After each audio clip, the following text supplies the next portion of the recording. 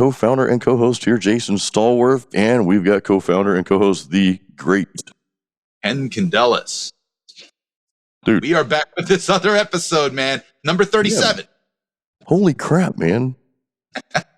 We've been talking to people 37 times now, or after this will be 37 times, and they're listening to us.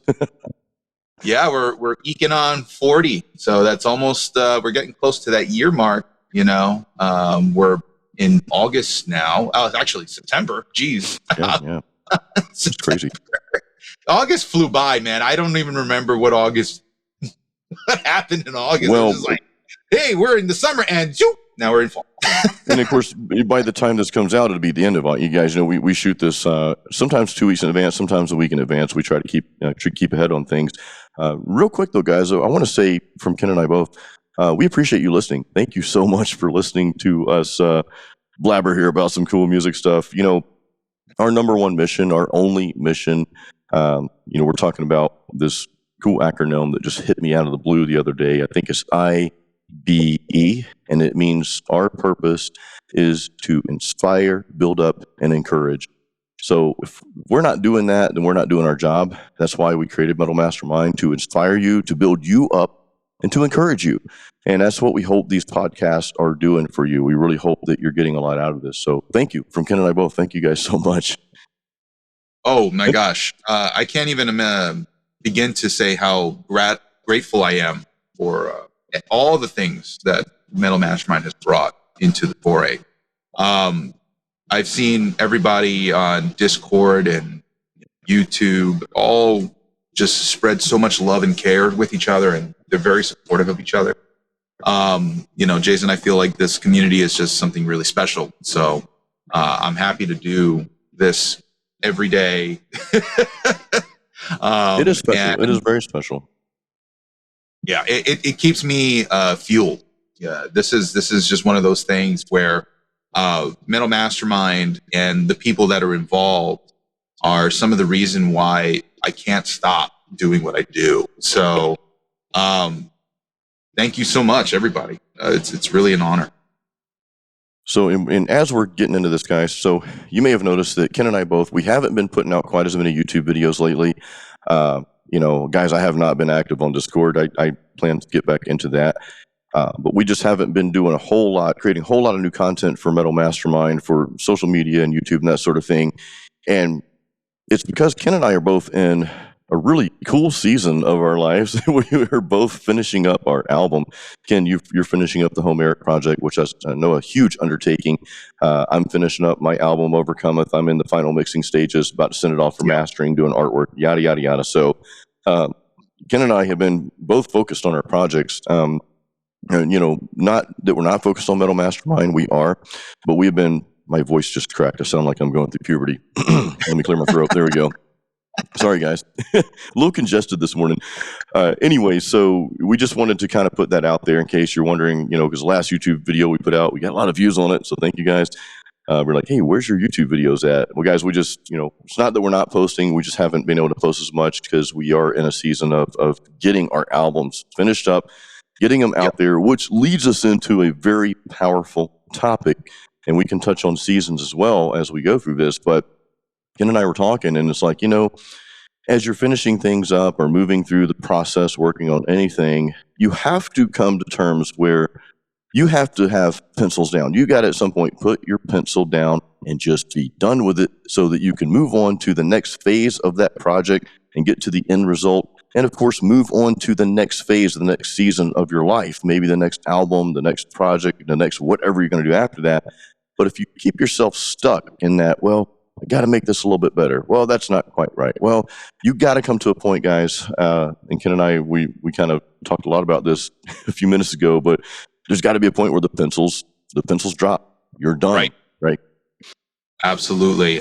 There's, just, you can be endlessly working on your stuff. And I'm probably the king of that because there's so many details with my own project. So, but only recently did I just get the stereo versions of my album mastered, and it really gave me some closure, man.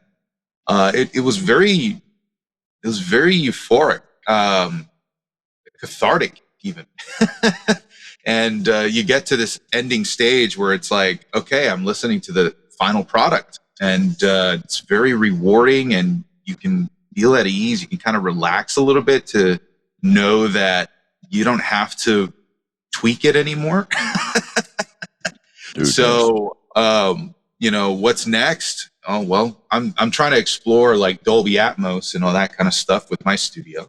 So, surely I'm going to do that, but I'm actually doing something quite a little bit different, I think, than quote unquote a traditional Dolby Atmos mix, which is really funny to think. But I'm just taking, stems from all of my recordings and just panning them. I think I'm going to keep it quite simple this time around because, at the same token, I didn't really start off this album with Atmos in mind.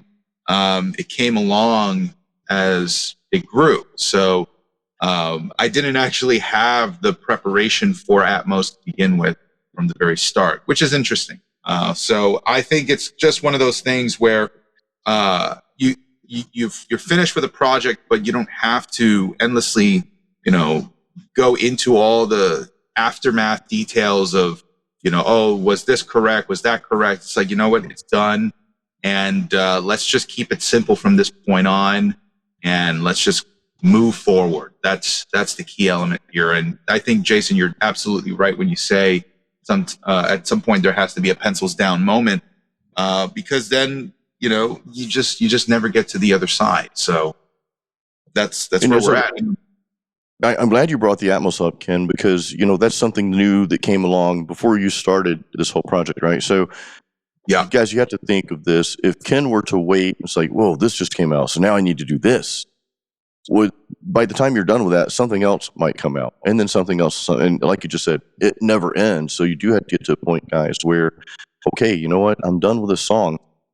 I gave an analogy a couple podcasts, maybe it was the last podcast, I can't remember, but someone else gave me this analogy. I can't remember who it was, but it was hammering a nail into a piece of wood. You hammer it, right? And sometimes you hit some knots along the way. It might be a little tough, might hit a little harder, but at some point you get the nail in the piece of wood. Guys, once it's in there, leave it. Walk away. Because if you keep hammering at that nail, you're going to damage the wood, and the entire project is just ruined. Yeah, absolutely. And if you remove the nail, that's also bad. Ouch, yeah. So Yeah, it's cool. It all kind of comes together, and yeah, you gotta be very diligent about keeping yourself on track.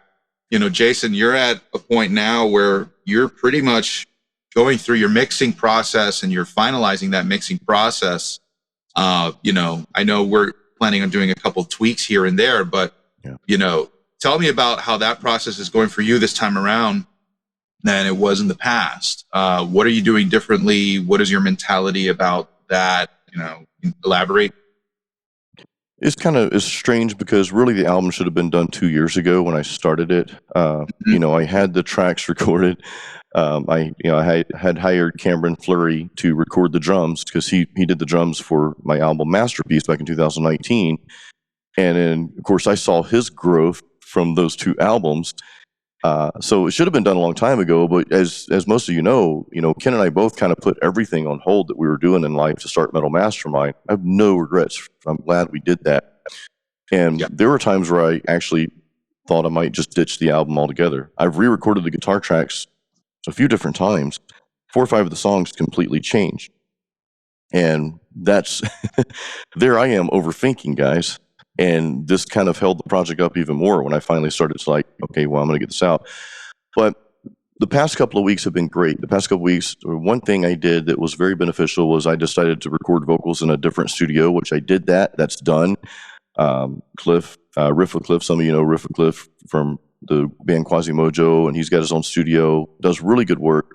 He's also the face of Replay Guitar Exchange, major guitar store here in Tampa Bay area. So him and I have been good friends for a while. You guys know I filmed some content for them and for my channel as well. So that was a great connection to have. He did a great job at manning the studio. So that was one lesson I learned is like, you know what?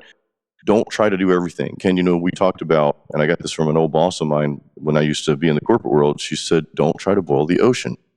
because Right. it's impossible. Don't try to do everything, guys. Um, I found it's very difficult for me to record vocals in the studio and then have to man the DAW at the same time. It's like, okay, this Mhm. isn't just not working, man. So that was super helpful. He had the place set up for me and everything. So I'm very grateful. I did have Cameron Fleury, who recorded drums 2.5 years ago. I had him remix the drums. So I just got those in yesterday. So, oh my Nice. God, they sound so much better. They sound so much better. And so that was I don't want to say a necessary decision. I could have lived with the other mix. I figured, hey, let me have the drummer do that part because he knows more than I do about that. I know that's kind of unorthodox. Usually, the person that mixes the album mixes everything, but I'm like, no, I'm going to mix everything, but I'm going to have him handle the drums and just kind of guide him and tell him what I'm looking for, but also give him the ultimate freedom. You know what sounds better. You hear the music, So I wanted him to mix to his standards today because I know 2.5 years ago when he recorded the tracks and sent them to me, I still have the stems as well, but his skill level has like greatly enhanced since then.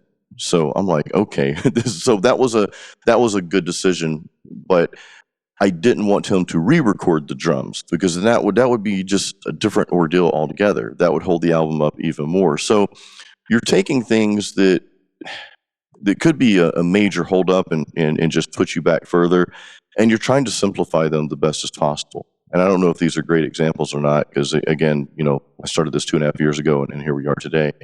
But those two things are major. The only other major change, Ken, and you and I talked about this is a business decision. There's decisions you make on your art and there are decisions you make on business. Yes, they can coincide. They should coincide because if you're releasing music, you don't want to be a broke musician. And guess what? You don't have to be. Ken, I'm just going to say this, man. This is a little brutal for me, for you, for all of us. Being a broke musician is a choice. Let that Yep. sink in, guys. If you're broke, it's a choice you're making. There's something that you don't know that you need to know in order to not be broke. The idea that you can't make it as a musician, that's rubbish. I'm not English, but rubbish sounds cool. Well, I am English. That's my ancestry, so never mind. Anyway, but that's garbage. The idea that you can't make it if you have that idea, that's your own limitation you set for yourself. Don't set it for others. That's your limitation. It's not mine. Certainly not mine. It's not Ken's. And it's really not yours. It's only yours because you accept it. And that's what you know is your reality. Guys, we create our reality. We can go on and talk about manifestation and all the other wonderful things about quantum physics and the quantum realm and all that stuff. We won't get into that today, maybe later, but we create our realities, plain and simple. So you do not have to be a broke musician. There are ways to push through and do it. So again, I got off track, sorry. The business decision I'm making, the art decision would be like, okay, you recorded your rhythm tracks, you're done. I recorded those with the EVH 5153 amp. Awesome tracks, great tracks. I just got a sponsorship from Blackstar, as some of you know. I got sponsored with their Amp 3 product, which I did use for my lead tracks, but they just sent me their 100-watt MK3 head, the HT Venue MK3 head with a 412 cab. So, business decision, I'm going to re-record my rhythm tracks with that amplifier. And here's why, guys. I'll share this insight with you. I don't mind sharing these things with you. Ken and I are open books, by the way, and we do it because we think that it can benefit you. We know that it can benefit you, right? So the business decision is, well, if I record my tracks, which it'll take me about 2 days to do it. I know the rhythms very well. It's not like some overhaul, right? So I'll just re-record them. I'll use the same levels, yada, yada. Well, if I do that using the amplifier that the company sponsored me with, well, that gives me more leverage. It gives me more power, and that gives more incentive for maybe Blackstar to promote my album because it's a win-win for both of us. So that's a business decision, guys. And I genuinely love the tone of the amp. I love it. Am I going to say it's better than the EVH? I'm not going to say it's better. It's certainly not worse. It's a great amp. Actually, I feel like I'm getting more of a signature sound out of this thing as I mess with it more. But anyway, I just want to share that bit of information with you. That might seem overthinking, overanalyzed. It's like, Jason, that's just going to hold you up another couple days. But again, we switch over to the decisions that are really going to help serve you, Ken, you've said this time and time again. If it doesn't serve you, get rid of it. Make sure the decision serves you. Make sure the things and people, right? Ken's talked about that endlessly. The people in your life serve you in a way that's going to build you up. So Yeah. that's a little tidbit. I probably went into some more detail there, but that's just a little tidbit of information. That's amazing. It's very inspiring, honestly, because I think a lot of us dream about having things like endorsements and sponsorships and stuff like that. And that's just one of the things that comes along with your musical career as you advance and as you become more savvy and as you become more notorious and you gain more clout. Jason, you are very much an influencer in this space. So having now access to some endorsements, and myself included, in a different way, I'm part of the Audio Educators Advisory Board for a lot of these manufacturers for plugins. Antelope, and man, yeah. Antelope, Odyssey, Sound Theory. I've done for Neumann, Better Maker, OX Sound. I mean, there's like a ton of these guys, and you make friends, and these friends they hook you up. I don't remember the last time I actually have bought a plugin because that's most awesome. of the time it's just like, hey, we want to give this to you. I'm just like, okay.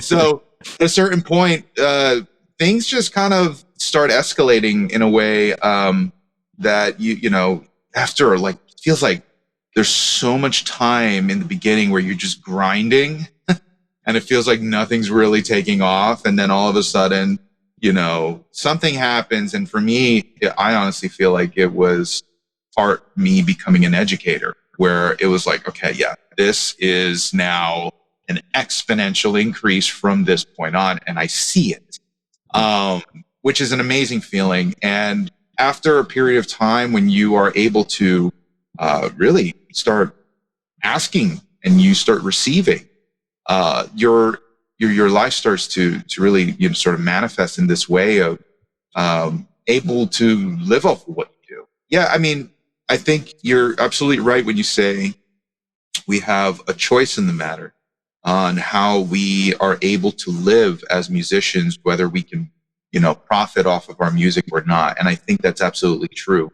I think in the beginning it's going to be hard, and I think that's one of those things where you are tested on your merit and your endurance, because endurance is a big part of the music industry game, because a lot of this is building up from nothing, unless you were, taken through and having, some connections from the very start of your career. For the majority of us, it's probably going to be that you're going to have to build your entire foundation yourself. And that's actually a benefit to being in the indie music scene, because now it's on your terms. But you have to be patient with yourself, and you have to be aggressive in building that. And you're going to have to understand that to get to a point where you can make consistent income on your music, you have to create that platform for yourself first. So I think you're absolutely right, but people have to go in the direction where they're intending on creating that platform and then learning how to manage that and sustain it. That's a key element to this whole thing. So, yeah. Yeah, you just clarified what I meant to clarify earlier, but you said it in a better way. So, guys, I know it might have sounded rough when I say it's your choice to be broke. And what I didn't clarify, and what Ken just did a wonderful job at clarifying, is that, in short, it's not that you say, well, yeah, I'm going to be a full-time musician, I'm not going to be broke anymore, and then you wake up tomorrow morning and, like, boom, everything just happens. You have to put in the time, guys. You have to put in time or effort. You have to, I think you have to make the decision that this is what you want to do. Ken, you've said, and this has stuck with me, and hopefully it's sticking with everyone. You have said time and time again, you've talked about what's sacred to you. Yeah. Is your music, is being a full-time musician. And guys, I know everybody listening right now, maybe you don't even have a desire to be a full-time musician. That's okay. I still think you should make money from what you do musically in some capacity. and enjoy it, right? Make it a part-time thing, if nothing else. Guys, let me tell you this right now. In today's world, relying on just one stream of income, no, absolutely not. Do not do that. I don't like to tell you guys what to do and what not to do, but I will tell you, please, please, I'll beg you, do not rely on one stream of income. Do not rely on just the one job that you have that might be so great and secure. You never know when that thing can go away. You know, I came from corporate America. There were, and this is not a bad thing, it's just the way it works. There were layoffs every year. I signed up to be laid off. That's how I got laid off. I was like, pick me, please. In 2019, I'm like, boss, can we pick me? She's like, what? What do you mean? Everybody's scared to lose their job. I'm like, no, I'm ready to go. I just want a package so I can leave, please. And I got what I asked for. So, and I'm not saying that everyone needs to be a full-time musician. Please, though, guys, carry these concepts that we're talking about over to whatever it is you want to do. Some of you play guitar for a hobby. And I respect that. There's nothing wrong with that. Some of you like to go sing at karaoke for a hobby. It's just fun. That's awesome. Ken and I do want to give you a little gentle, maybe not so gentle push to step it up just a little bit. Because once you step it up just a little bit, so for example, if you consider yourself a bedroom guitarist, once you go to that open mic and play in front of people, I think you might get the bug to do something more. You know, it's just addicting. So I do encourage you to put yourself out there a little bit, see where it leads you. But, you know, don't rely on one stream of income. You can take the concepts that we're talking about that and build something on your own. You may work with wood, you know, you may have, like, I got a good friend of mine. He has no interest in doing a business out of it because he doesn't want to do YouTube and all, but he's great at working with wood. If I had the bandwidth, I'd say, dude, I'll take care of your YouTube stuff. Just let me film you, you know. But that's just one example of many. You know, some of you guys are financial gurus. Some of you might be doctors listening to this. Hey, if you're a doctor, start a YouTube channel. Start talking to people. Give them your take on how to handle their own health care and that sort of thing. So you can take any topic, right, Ken? You can take anything and run with it. But I don't want you to think, though, that I was saying that you just wake up tomorrow and don't be broke because you decide not to be broke. That's not how it works.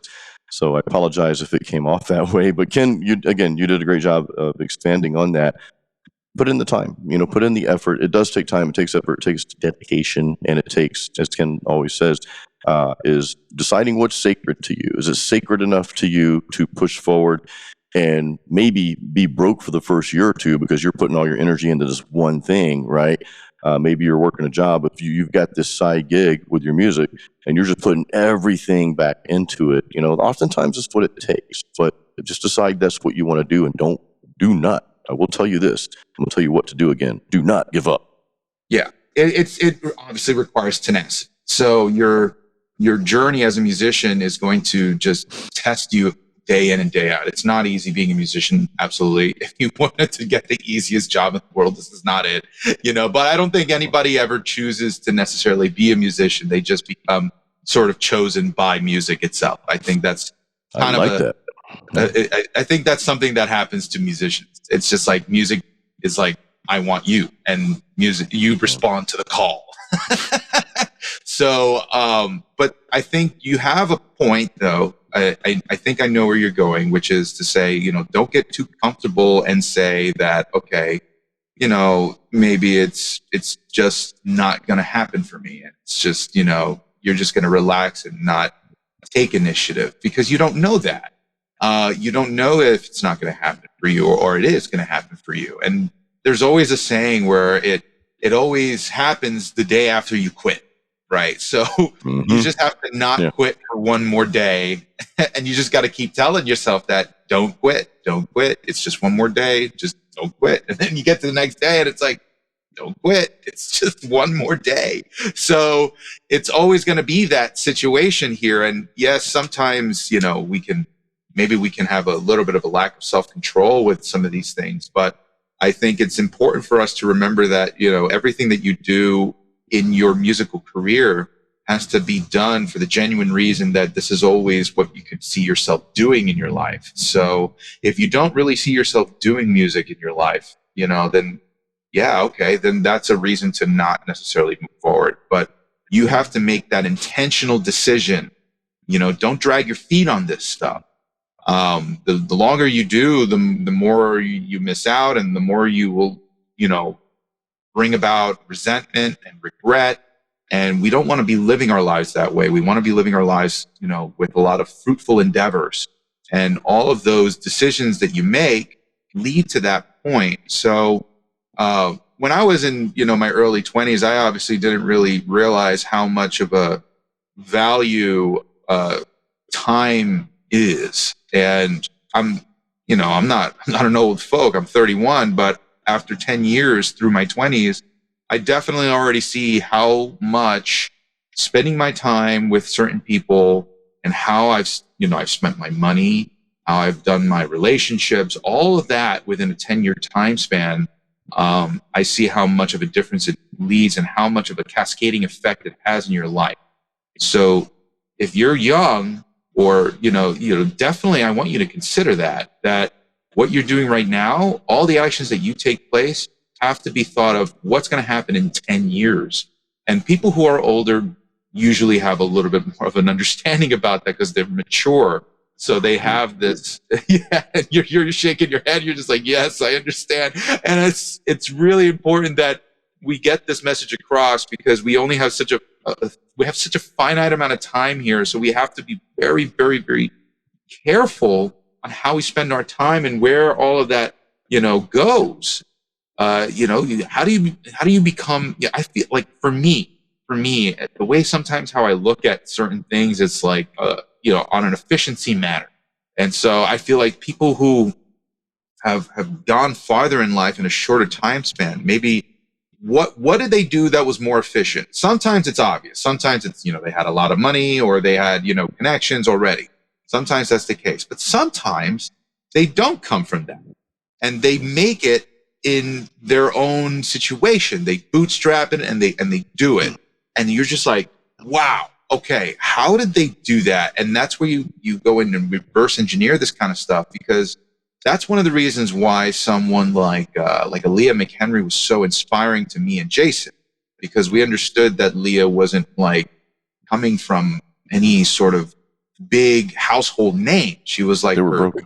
Yeah, they were broke. I'm honestly there at the point when, correct me if I'm wrong, Jay, but I think they were about to foreclose on their home, and her husband had just lost his job doing construction. And then she was like, okay, I got to find a way. I just got to find a way. And she just did. And it turned around for them. And that's amazing. And you could say, oh, well, it was the right timing and all this kind of stuff. And you could say, okay, yeah, that could be a factor in all of this. But Let's really, talk about timing real quick. Well, let me just finish my one thought. Even if it was timing, without the amount of effort that it took to make it happen, it would have never happened anyway. So anyway, there you go. Well, no, the timing aspect, because I know people will use that. Guys, you'll find any excuse. I mean, how many times, and I've done this too. You look at somebody successful, oh, well, they must have had this. They must have came from that. Oh, well, I don't have this. I don't have that. And we sit there and make excuses as to why we're not successful. But Leah, not only she's got several businesses now, by the way, she started a candle business for a very particular audience during the pandemic, when everyone was not making money. And she built $1 million business, I think, within 9 months. Yeah. So I thought that's a very important point to consider, a very, very good point to consider in all of this. You can make excuses for yourself all day long as to why you can't make it, as to whether this person had this, or they had the privilege, or blah, blah, blah, that came from money. There's a lot of people that came from money that squandered it away and are broke, because they didn't learn the value of it. They didn't learn how to make it grow. They didn't learn how to start something on their own, because they were given everything, right? I know a handful of ultra successful people that I know personally. None of them came from anything. None of them had any superior advantage. So it really kind of gives us the smack in the face that we need, and says there is no excuse. And Ken, you brought up a good point when you said, what's the convenient way they did this? Like, what advantage did they create? Not what advantage did they have. What advantage did they create for themselves? And you talked about reverse engineering someone's patterns. I think that a lot of times they picked one thing and focused on that one thing, and just from what, Ken and I both have learned in business and learned from other people that are successful, is that they cut out the stuff that was unnecessary. A lot of times we can stay busy doing stuff so that we feel busy and we feel like we accomplished something, but yet we didn't do anything that actually moves the needle forward. And a lot of times that thing that moves the needle forward is the hard thing, and it's the thing that takes a little bit more effort. So it's the thing we avoid. We'd rather do, well, this over here. We can just do this for a couple hours. I've done this. And guys, I still do this. I know I need to be mixing right now in this moment, but I'm like, well, let me check my emails real quick. Why the hell am I checking emails if I need to be mixing? Right. Why am I responding to comments if I need to be mixing right now? Why? Well, because I'm putting that off because it's a big task, and I'm a little scared of it, to be honest with you.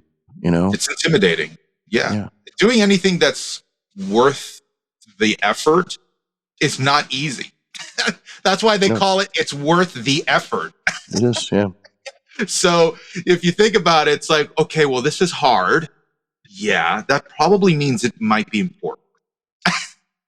Yeah. So, and maybe it needs to be a priority, right? Yeah, and you have to tackle it with tenacity. You have to just be saying to yourself, okay, yeah, this is not easy. It's actually very overwhelming. And when I think about the entire process, I actually get scared. But am I just going to let that be? Or am I just going to tackle it just a little bit today to make it a little bit less bearing on me the next day?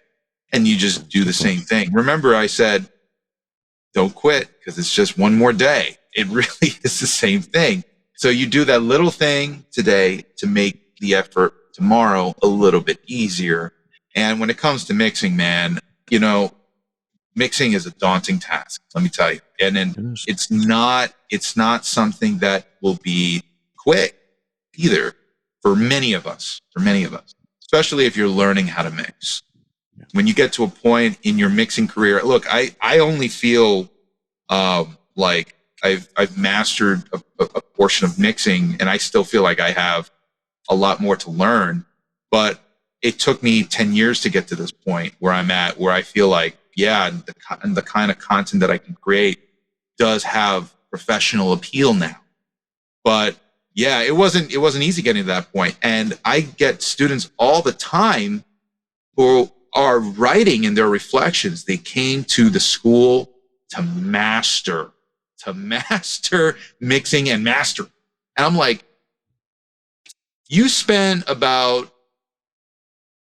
1,000 hours in this school for this entire year, because it's a 1-year program, and they're required to spend 995 hours by law or something. So it's about 1,000 hours. And I'm like, there is literally a saying where you are not a master of something unless you are in 10,000 hours deep. And you're talking about mastering it within 1,000 hours. Okay, you have to think about times 10. And isn't there a famous book by Grant Cardone about times 10, right? It's a great book called The 10 Times Rule, and he just, everything that you're doing, 10 times it up your game. And the only caveat to that is, and I love the book. I gave it to an old boss of mine. I never got it back, so maybe she liked it. But the only thing I'll add to that, guys, because I used to be a big fan of massive action. I still am. But putting 10 times in things and taking massive action, Ken, it circles back around to what you've said in the past many times, is acting on intent. It has to be with the intent of your goal, and it has to be on things that matter, guys. So please, I believe in 10 times. I love it. I love massive action because it does work. You force the universe to work in your favor when you 10 times things, but only 10 times in the right things. So I want to clarify that before we move on, because you can spend 10,000 hours on things that don't matter. Okay. You can run on the treadmill, really fast for a really long time and not go anywhere. If your intent was to go somewhere to get point A to point B, but you're on the treadmill, you're on the hamster wheel, well, you just wasted all of that effort. So be careful. It goes back to what I said earlier about avoiding the big tasks you got to be working on right now and doing all these little busy work things that, yeah, maybe they have to be done at some point, blah blah blah, but you can spend a lot of, don't count that stuff as time. Right. Don't count the time spent. Make sure you're spending it on the thing that matters, the thing that's going to move you forward. Yeah, that is so, so true. You're spending all this time, and here's the thing, right? It comes back to your why. That's simple as that. My students, the first assignment that I give my students is actually a reflection on why they're doing what they're doing, because I want them to sort of think about what was the beginning reason for getting into something like audio engineering or music production, and for them to revisit that why so that moving forward, that's reinforced. And, I always considered my why to be because like this is something that is considered innate in me that needs to happen.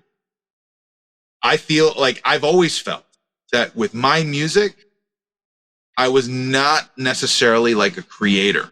I always felt like I was a messenger, and that the message was reliant upon me to get the word out. Like, otherwise, this thing will never get its word out. And so I have to be the one to do that. I have been tasked, if you want to call it God, I have been tasked by God to do this. It's my holy mission. That's why I call this sacred to me. If I don't do this, I will forever live in regret and never be able to see the light again. Right? That's how deep this goes for me. So you have to feel so intent about what you're doing. And you might say, well, Ken, it's just like, it's music. It's like just guitars and drums and bass. And, why is this like so important to you that you have to struggle through relational, downfalls because people weren't on your side? You had to move and relocate. You had to do all these things. You had to reorchestrate your entire album. You had to do all this stuff. And, and then I say, because I have to. I don't know what to tell you, but I have to. That's how dedicated you have to be. You have to just say, this is just something that you have to do. There's no ifs, ands, or buts. If they don't understand, that's it. They don't understand, and sayonara. You got to keep moving forward. So I say this with all the love in the world that, your music, you don't have to necessarily be like me or Jason to do music. You can absolutely do music as a form of a release for you. That's just a hobby. But if you want to make music, but again, it comes back to what Jason said. That's your choice. That is your absolute choice in saying in the matter, this is not as important to me. If it is important to you, then you need to find a way to make a living off of your efforts. You have to, because that's what's going to fuel you. That's going to give you more motivation. It's going to give you more of that in your life. And that is really the best way I can think about, trying to get this message across. It's just, you have to find a way to make your sacred duty come to life in some way, shape, or form. And you got to feed it. Sometimes, right now, what we're going through, we're in a stage where we have to focus on the thing that is super important to us. Jason and I, our own music, we have to work on that. That is something that we agreed to coming into Metal Mastermind, that from the very beginning, we said, Metal Mastermind is a platform for metal musicians to come together, huddle, learn, inspire, educate, inform. We're here to do all. But at the same time, Metal Mastermind is sort of like a network for our music to be able to live and breathe too. We do Metal Mastermind because we know it serves our music as well. So we're all synergistic in this in this path together. You, me, Jason, we're all here trying to figure this out together. But we're like, you know what? This is our team. This is our team. This is Metal Mastermind, and this is what's going to do it. Okay, that's how much we love our company and our mission here at Metal Mastermind. So that's why I say what I say, because and when you start to create a diversification of income for yourself and a way for you to not only grow yourself as your own solo musician, doing music here in the 21st century, but now you're also diversifying your income, you're diversifying the amount of people that you meet, you've grown your network, and you begin to refine who you are, like a diamond in the rough being polished. It's quite a transformation, and that you just got to be patient. If this is what you want to do, man, this is what you want to do, you'll get there. You gotta keep going, and you keep working at what you're doing, keep working on yourself. That's going to help you more than anything else in this world. The one thing too I want you guys to remember is don't necessarily look for a way, create a way. Every ultra successful person has created their own path in some way, and a lot of times it's going against the norm, against the grain. It's being unorthodox. It's very strange. It's almost like Bruce Lee talks about, be like water, be able to flow, but at the same time, as you're flowing like water, you're not flowing with the flow, right? I don't believe he meant go with the crowd. I believe he meant you are that stream. So don't let anything stop you. Go with the flow, but you're creating your own flow. And a lot of times people will say, well, I'm going to take this course, and and I'm talking about more entrepreneur courses or anything, guys, any type of thing. Was that your text or my text, Ken? I think it was yours. Hey, we get text messages during the podcast.